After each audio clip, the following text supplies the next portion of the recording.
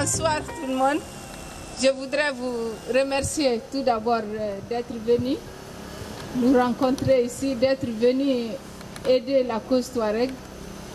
Et vous rappeler que depuis quelque temps, la situation tend à se compliquer, la situation tend à devenir plus internationale et beaucoup plus complexe.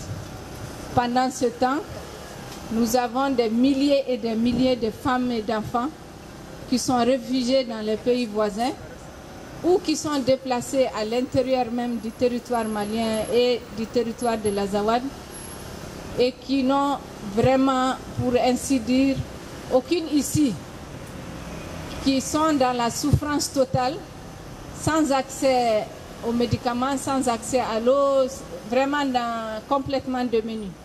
Dans les camps, comme vous le savez, la situation a été très rapide parce que dès février, on a assisté à l'exil intense de ces gens suite au massacre de l'armée. Comme vous le savez, ces réfugiés viennent trouver d'autres réfugiés qui, pour ainsi dire, certains sont là depuis 40 ans, c'est-à-dire dès 1960. Donc une pauvreté qui s'ajoute à une précarité et à une urgence. Donc ceci, pour moi, c'est vraiment l'inquiétude. C'est une très grande inquiétude. Que vont devenir ces milliers d'enfants? Que vont devenir ces milliers de femmes? Ces femmes qui accouchent dans des situations les plus impensables possibles et qui doivent donner la vie dans des situations terriblement complexes, sans aucune assistance. Je voudrais aussi penser à tous ces élèves, ces étudiants qui ont dit un jour couper court à leurs études, à leur école, à leurs rêves, et qui sont réfugiés dans tous ces pays, qui n'ont également aucune issue et qui vont devoir rester dans cette situation précaire pour de nombreux mois encore, et qui ont retrouvé aussi d'autres étudiants, d'autres élèves qui, pendant les années précédentes, ont dû abandonner leurs études à cause des mêmes problèmes d'exaction.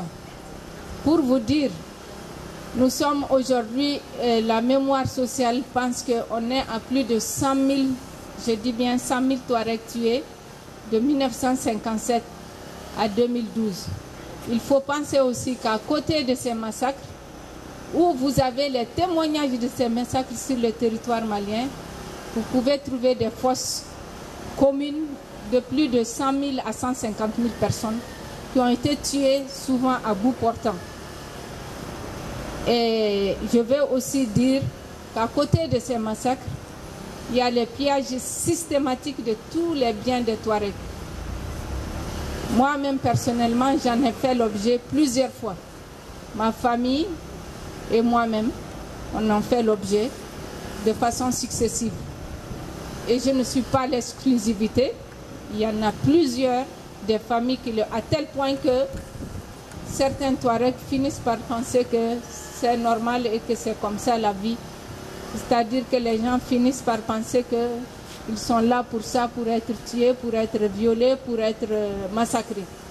Donc moi je pense que face à un tel dilemme, et que face à l'irresponsabilité d'abord de l'État du Mali, ensuite des pays voisins, c'est-à-dire je parle d'un grand pays comme l'Algérie, qui peut effectivement changer la donne, pas en se positionnant contre le Mali, mais en se positionnant pour sauvegarder les Touaregs, pour sauvegarder ce peuple.